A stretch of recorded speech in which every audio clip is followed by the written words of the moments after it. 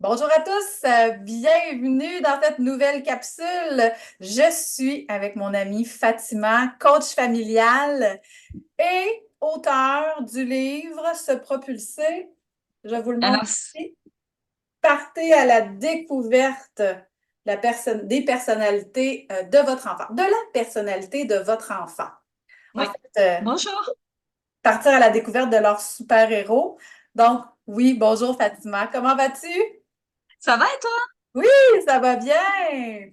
Donc là, si vous nous suivez, vous avez vu la première capsule. Mhm. Et aujourd'hui, dans quelques instants, on va débuter avec une autre personnalité, donc partir à la rencontre d'une prochaine personnalité. Mais d'abord et avant tout, Fatima, pour le bien de tous et de notre communauté, présente-toi. Oui, alors bonjour et merci de m'inviter. Je suis ravie de pouvoir vous parler des super-héros ce matin. En fait, moi, je suis Fatima Webb, donc je suis à la base j'ai un DEC en éducation à l'enfance. J'ai fait une formation de thérapeute familiale en France. Alors, c'est pas reconnu ici au Québec, mais en France, j'ai ma formation de thérapeute familiale. Je suis formatrice pour les professionnels de l'enfance puis les parents et je suis autrice et voilà, donc intervenante, coach familial. J'ai plusieurs casquettes, maman, Mhm. Une belle grande voilà. casquette, ça. Ouais, c'est beaucoup de casquettes, mais comme vous toutes, j'imagine, ou vous tous. Oh, parfait, merci. Et puis, ben, pour ceux qui ne me connaissent pas encore, Oui. Laetitia Adam, coach familial hypnologue spécialisée avec les familles et les intervenants qui ont des enfants entre 0 et 12 ans. Je suis enseignante également à l'AEC en éducation à l'enfance. Je suis conférencière, formatrice, créatrice et autrice d'outils pédagogiques. Puis, ben, aujourd'hui, on va aller démystifier un peu les personnalités, les super-héros de nos enfants. Alors, aujourd'hui, on part à la découverte de l'avant-dernier super-héros, hein, notre super-héros de base imaginaire. Oui, il est là, mon. Ouais. Donc en fait, on voit super-héros imaginaire. Là, je l'ai fait avec un sourire pour le livre là, mais en vrai, vous allez voir dans le livre des super-héros, partez à la découverte de la personnalité de votre enfant. En fait, ce sont des enfants qui montrent pas beaucoup leurs émotions. En vrai, voilà, ça ressemble plus à ça. Ouais. Ce sont des enfants qui montrent pas beaucoup leurs émotions parce que ils sont beaucoup dans l'introspection en fait, comme beaucoup dans la lune. Enfin, C'est des on dit qu'ils sont. rêveurs. Ouais, c'est l'ancienne appellation du super-héros imaginaire, c'était le super-héros rêveur, mais c'était comme péjoratif parce que rêveur, ça veut dire qu'il est jamais vraiment là, mais c'est pas Mhm. vrai. Je vais vous en Ouais. parler 5 minutes là, mais il montre pas beaucoup ses émotions. Puis on dit souvent que ce sont des enfants faciles à vivre. Mais Ils sont dans leur petite bulle, ils sont là, ouais, ils sont avec les gens. Mon meilleur ami, là, lui, est de base tu imaginaire. penses, ouais, Ah, je suis pas mal certaine. Il doit avoir l'empathique là, juste après parce que c'est quelqu'un de vraiment. Il est dans la relation aussi. Là, il travaille. Son métier fait en sorte qu'il est en relation. Puis écoute, dans les sondages, il sort toujours à 100% le côté relation humaine avec les gens. Mais c'est quelqu'un de, tu sais, de réservé, quelqu'un qui a besoin de son moment à lui, là, tu sais, d'avoir sa solitude, son moment pour se retrouver avec lui-même. Tu sais, ouais, d'avoir de la musique dans ses oreilles pour être dans sa petite bulle, dans son moment à lui. Mais il adore aussi là, faire la fête ou des soirées entre amis, là. Mais il va avoir oui, besoin de ça. C'est vraiment important pour lui d'avoir son moment tout pour se seul. sentir bien. Ouais. Pour avoir suffisamment d'énergie pour prendre son ascenseur puis monter dans Oui, ses autres étages. Oui, ouais. en fait, ce sont des personnes ou des enfants qui voient le monde à travers l'imagination. Imagination, on dit ça, on aime bien dire ce mot-là parce que c'est comme si c'est un enfant qui est dans l'action, mais à l'intérieur. Donc, dans son imaginaire, il est dans l'action. Il voit l'action. Ouais, se produire. Euh, et ça tourne dans sa tête comme un petit hamster qui tourne en rond parce que il cogite beaucoup. Et ses trois points forts, c'est l'imagination. Il est imaginatif, il est réfléchi, puis c'est quelqu'un de calme. Donc c'est vraiment ces trois points forts. Et encore une fois, il peut voyager et aller chercher d'autres points forts, mais ce sont ces trois-là dans lesquels il est vraiment confortable. Euh, et donc, ils ont une grande sérénité, une grande patience, et aussi une grande clairvoyance. Parce que comme ils réfléchissent beaucoup, ben, ils sont capables d'aller trouver des solutions là où toi, même pas t'aurais imaginé, tu sais. Mm. Donc, en fait, c'est pour ça moi, je leur dis souvent, t'as un talent, c'est le talent d'être visionnaire. Tu vois à l'avance qu'est-ce qui va se passer parce que toi, dans ta tête, t'as plein de petites bulles qui sont ouvertes. Puis, si je vais par là, il va se passer ça probablement. Si je vais par là, il va se passer. Tu anticipes beaucoup.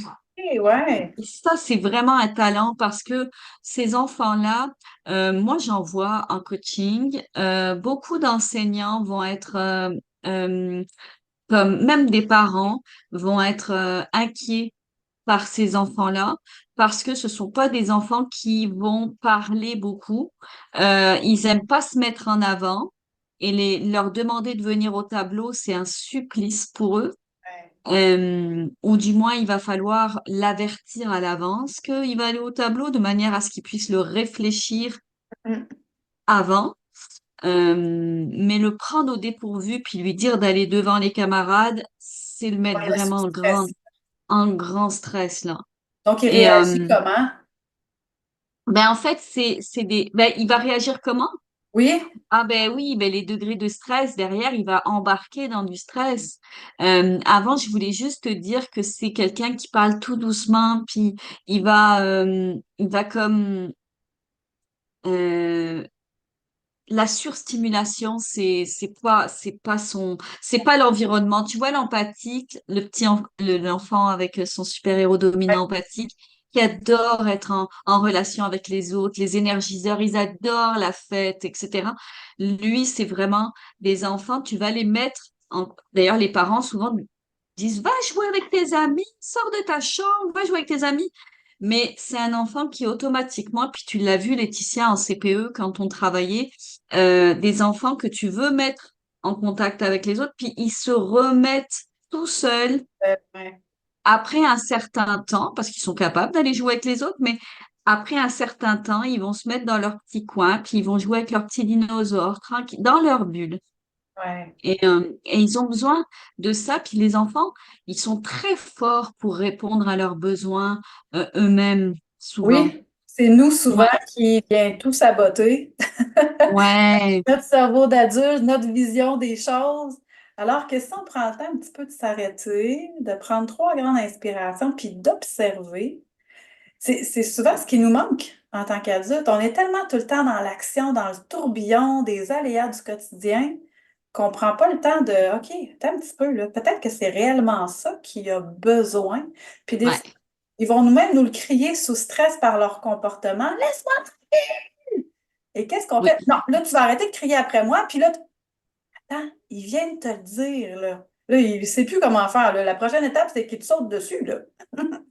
Ben, tu le sais, Laetitia, avec tous les parents et familles qu'on rencontre, souvent on fait de la guidance parentale plus que Ouais, du coaching sur les enfants. ouais, Mais en vrai, c'est le deuil des parents d'avoir un enfant qui est créatif, qui serait concentré, super bon à l'école, blablabla, blablabla, enfin, ou hyper sociable. En fait, c'est de faire le deuil de l'enfant qu'on s'est imaginé pour admirer celui les qu'on points a. forts de l'enfant qu'on a en face. Il va pouvoir aller dans toutes ses ressources, encore une fois, que si tu le laisses répondre à ses besoins par lui-même, qu'il accepte comme il est. Et Ouais. du moins, l'enfant imaginaire, l'enfant avec ses dominances imaginaires, ben, c'est un enfant qui va avoir tendance à être dans l'introspection. Ben, j'ai une famille, justement, que je suis, une famille où est-ce qu'ils sont 5 enfants, recomposition, donc trois d'un côté, deux de l'autre. Puis parmi ces enfants-là, il y avait justement une petite qui ça faisait beaucoup de peine à son papa parce qu'elle lui disait, moi, je veux plus aller chez papa, il y a trop de bruit, il y a un enfant qui me dérange, il parle trop, il fait trop Ouais. de bruit. Alors que faut juste comprendre, parce qu'il essayait toujours de la ramener tout le temps, grand gros. Ben oui, mais va jouer avec eux, ça va te faire du bien. Alors Ouais. qu'elle, elle voulait se retirer, avoir son moment, puis ensuite revenir parce qu'il me verbalisait, tu sais, qu'il y avait des moments où est-ce qu'elle participait, qu'elle avait du plaisir, puis que chez maman, ben, elle jouait avec son frère puis sa sœur. Puis que là, rendu à la Ouais. maison, parce qu'il y a un enfant de base énergiseur, donc qui prend beaucoup de place, qui Ah parle ben, beaucoup, qui parle fort, qui veut faire réagir à ces moments-là, les parents me verbalisaient, c'est comme ça s'éteignait. Ben oui, parce qu'elle n'est pas bien là-dedans. Elle a besoin de son moment pour elle, se faire du bien. Elle a besoin de savoir qu'on lui dise, c'est correct. Tu peux aller là, tu peux prendre soin de toi, puis ouais. quand tu seras prête, reviens pour jouer avec eux. Et du moment qu'ils ont compris ça, et je me suis servi de ton livre pour leur imager, leur montrer, ils ont fait, tu sais quoi? C'est vrai. Et wow! Là, tu sais, la belle-mère, elle me disait, là, écoute, son papa, il est parti en voyage, mais elle m'a même appelé pour me dire, hey, j'aimerais ça aller à la maison. J'aimerais ça venir chez vous. Elle dit, du moment qu'on a compris ça, qu'on lui donne son espace, qu'on demande aux garçons de baisser le ton ou s'ils veulent parler plus fort, qu'ils aillent jouer en bas pour qu'elle elle puisse faire son jeu tranquille en haut. Elle dit, on n'a plus le même enfant, là. Elle dit, C'est la important ce que tu dis parce que on peut aussi, quand on est dans du collectif, comme tu dis, soit fraternel, soit du collectif à l'école ou un CPE, c'est de dire aux autres enfants, ben Julie, elle a besoin, pour fille, avoir plein d'énergie à l'intérieur d'elle-même, elle a besoin d'avoir son petit moment dans sa bulle. Et toi, quand tu viens à côté d'elle pour faire le clown, etc., ben, tu es en train de péter sa bulle, là. ben oui, c'est Puis, ça. puis après, elle va pas être bien, puis elle pourra pas venir jouer avec toi. Donc, C'est ça. laisse-la un petit peu, et puis je lui autorise-toi, va dans ta bulle un petit peu, puis tu nous reviens. Ça, c'est très important, Laetitia, parce que la question existentielle d'un enfant de base imaginaire, enfin, le super-héros dominant imaginaire, Oui. c'est justement le suis-je voulu? Ben, Ben, ça fait un lien avec ce que je venais de dire juste avant. C'est ouais, de dire, Julie, tu peux aller dans ta bulle, dans le petit coin là-bas, rêvasser, faire ce que tu veux avec ta tête. mm, Reviens-nous quand tu as fini, puis quand tu te sens avec plein d'énergie. Tu as ta place dans l'activité. La chaise est là, on t'attend. c'est Puis si ça. tu veux pas venir, tu viens pas. Ça, c'est très important parce que le fait d'avoir envie, besoin d'être seul, ne veut pas dire qu'on n'a pas envie que les autres veuillent de nous. Mm. Oui, tout à Tu vois? fait. Ben oui. Dans le fond, on rappelle notre immeuble à 6 étages, puis là, elle a besoin de redonner de l'énergie, redonner de l'essence à son ascenseur pour qu'elle puisse aller naviguer à l'intérieur de ses personnalités, de ses super-héros. Mais il faut comprendre qu'il faut qu'elle aille trouver cette énergie-là, qu'elle recharge sa batterie de Mm. son ascenseur. Puis si elle ne le fait pas, ben là, elle tombe au sous-sol, puis c'est là qu'on tombe dans nos comportements de stress, là. C'est juste un besoin, un petit moment. Puis après, elle va revenir pour aller jouer avec les amis, là.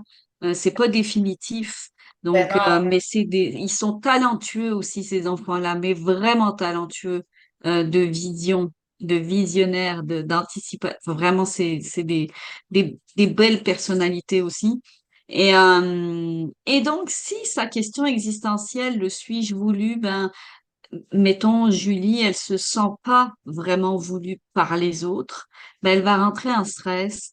Mais ça peut être aussi la surstimulation qui va la mettre en stress. C'est pas que le suis-je voulu, mais du moins, ça aide à entrer en stress. Mm. La surstimulation, etc., va la mettre en stress aussi.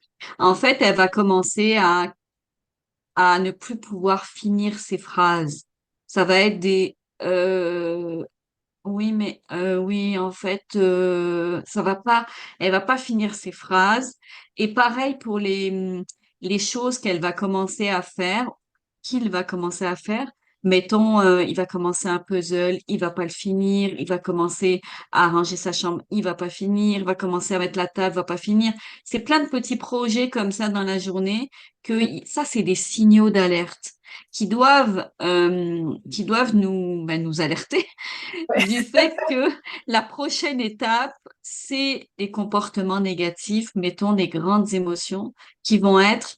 Et là, écoutez bien parce que l'imaginaire, c'est pas du tout de se mettre en colère contre les autres qui va vous montrer qu'il est en grande émotion.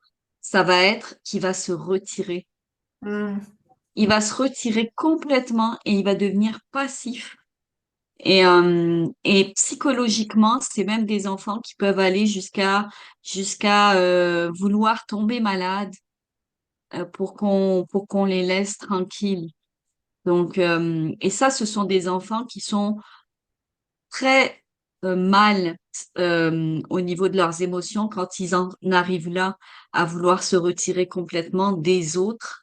Puis c'est un des seuls super-héros qui, qui ne va ni s'en prendre aux autres, ni blâmer les autres, ni en fait il va se retirer vraiment et il va se faire du mal à l'intérieur. Vous vous rappelez l'empathique, les Doberman qui le bouffent Ouais, à lui-même? Ben, l'imaginaire, c'est pareil. Il va avoir des Doberman qui vont le bouffer lui-même, sauf que ça se voit pas de l'extérieur. OK, je comprends. Donc, donc les émotions, Laetitia t'en parle beaucoup dans tes formations, Ouais. mais les émotions, c'est pas toujours de faire du bruit. Non, ben Euh, non, pas du tout. Puis mm, effectivement, mm. que l'imaginaire, vraiment, il se replie sur lui-même. Puis tu sais, on Ouais, peut même voir chez les adultes, ça peut aller jusqu'à de la dépression, j'imagine. exact. Dépression, En ça. tout cas, une dépression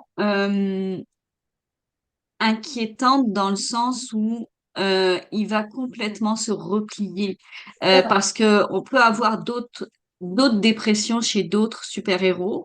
Mettons le super-héros analyseur adulte ferait un burn-out en s'en Ouais, prenant aux autres, là, en critiquant les autres tout le temps. Et dire ouais, de toute façon, si les gens avaient fait leur travail, j'en serais pas là, blablabla. Et donc il va être mis à l'écart ou il va se mettre à l'écart lui-même. Il y en a un autre, ça va être de voir les erreurs de tout le monde, ça va être de partir en croisade, d'attaquer. En fait, on a tous des formes de dépression empathique, ça va être de se victimiser, de dramatiser, de chouiner, de pleurer. Euh, les dépressions sont différentes en fonction des super-héros dominants, là. pénalité, effectivement. Ouais, des personnalités. Donc là, si Donc, je comprends bien, oui, l'imaginaire, lui, ses besoins qu'on doit répondre, c'est lui laisser des moments au calme et de solitude pour qu'il soit exactement. réénergisé, puis d'aller stimuler peut-être la réflexion.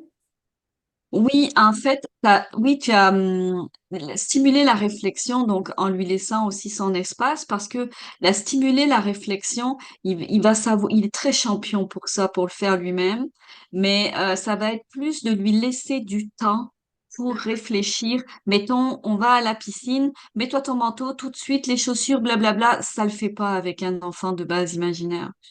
C'est vraiment mettons, dans 10 minutes, on va à la piscine. Écoute, je te laisse un petit peu de temps. Mets ton manteau, regarde. En fait, ça va lui permettre de visualiser l'action d'être à la piscine, tatati, tatata. Il va se mettre et aussi de lui donner, et ça c'est important aussi, des consignes claires, courtes euh, et concrètes. Mm. Mettons, lui parler à l'impératif mets tes chaussures, mets ton manteau. Tu sais, il Ouais. sera pas vexé, c'est juste que il a besoin de consignes claires pour se mettre en action. Encore une fois, lui, il va avoir besoin de visuel. Tu sais, ça doit être quelqu'un de très, très, très visuel. Donc, tout ce qui est les tableaux, les routines imagées, va être très, très, Ouais, très efficace avec ces enfants-là. Puis, ouais, de décortiquer le temps aussi parce qu'il sent que j'ai un temps X ou dans 5 minutes, dans 2 minutes. ouais, Donc, ça le prévient aussi. Ça ouais. lui permet de rester calme. Lui Excellent! donner des consignes, puis lui laisser du temps, exactement. Oui, effectivement. Ben super. Donc, Ouais. restez à l'affût. On va aller voir un dernier super-héros et non le moindre. Puis, Mm. rejoindre Fatima pour obtenir encore une fois son merveilleux livre. Donc, Ouais. Fatima Web 975 à commercial gmail.com. Puis, Lily Rescousse, Merci Laetitia. merci à Et, toi. Puis, et pour Lily Rescousse, mais, lrcoachingfamilial.ca. exact. Et allez-y, il y a vraiment, vraiment de la richesse dans les réseaux sociaux de Laetitia. Ben, merci. Donc, ben, on se retrouve très, très bientôt. Donc, restez à l'affût.